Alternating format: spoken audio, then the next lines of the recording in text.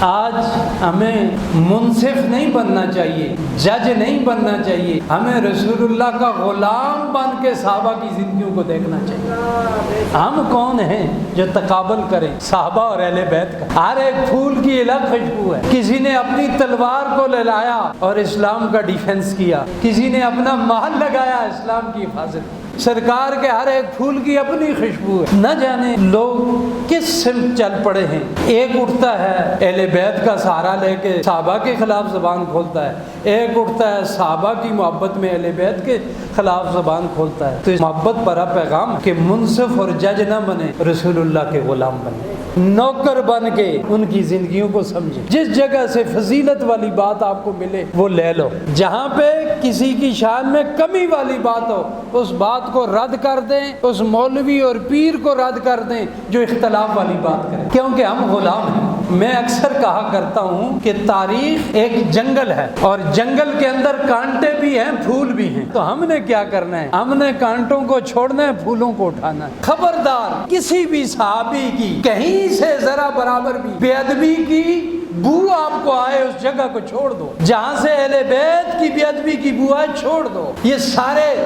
حضور کی آل اور حضور کے غلام ہیں۔ یہ قرآن آج ہم تک جو پہنچا ہے، یہ دین اسلام ہم تک جو پہنچا ہے، یہ صحابہ کرام کے صدقے میں، حضور کی آل پاک کے صدقے میں پہنچا، ان کی قربانیوں کی وجہ سے پہنچا ہے۔